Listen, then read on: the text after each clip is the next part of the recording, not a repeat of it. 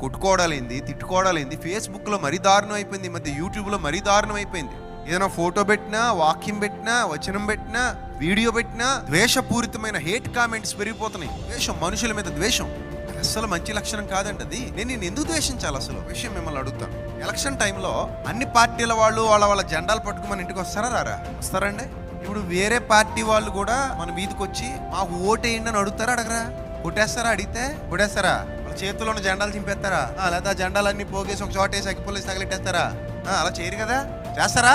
చేయరు. నీకు నచ్చని పార్టీ వాడు వచ్చినా కూడా ఏం చేస్తాం? ఓటయ్యు అయినా కూడా ఏం చేస్తాం? గౌరవంగా స్లిప్ తీసుకుంటాం. అలాగే బాబు అంటాం, అంతే. అలాగే బాబు అంటాం, వెళ్ళిపోతారు వాళ్ళు. ఓటు వేస్తావా ఇవే తర్వాత విషయం. కానీ ఆ పార్టీ వాడు వచ్చి నీకు స్లిప్ ఇచ్చినప్పుడు తీసుకుంటావు, తీసుకోవా? సరే.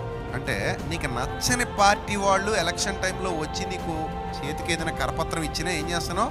తీసుకుంటున్నావు. కానీ నీకు నచ్చని మతం ఓడి నీ ముందుకు వస్తే మాత్రం వాడిని ఏం చేస్తున్నావు? కొడుతున్నావు, తిడుతున్నావు. అంటే ఏదో జబ్బు నీలో ప్రారంభమైందని అర్థం. ఇప్పుడు ఆ పార్టీ వాడికి మాకు ఓటేయండి, మా కరపత్రం తీసుకోండి అనే హక్కు ఎంత ఉందో రాజ్యాంగం ఇచ్చిన స్వేచ్ఛ ప్రకారంగా ఈ భూమి మీద ఉన్న అన్ని మతాల వాళ్ళకి తమ మత విశ్వాసాలను ప్రకటించుకునే హక్కు ఉంది.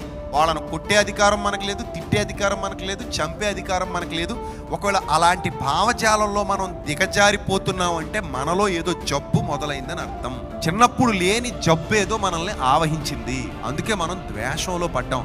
గుర్తుపెట్టుకోండి, ద్వేషం అనేది మంచిది అసలు కాదు. మనకి దానివల్ల ఆరోగ్యం రాదు. రోజు రోజుకి భయానక పరిస్థితులు. వ్యవస్థ పాడైపోతుంది. అందరూ ఆలోచించాలి. వ్యవస్థ పాడు చేసే అధికారం ఎవరికి లేదు. చుట్టూతో ఉన్న వాళ్ళని ద్వేషిస్తూ బ్రతికి అసలు బాగో జీవితం. నా మాట విని ఈ రాత్రి ఒక్క క్షణం అన్నీ వదిలేసి ప్రశాంతంగా నా వరకు నేను, నా విశ్వాసం నాది, ఇతరుల విశ్వాసాలను నేను ద్వేషించను.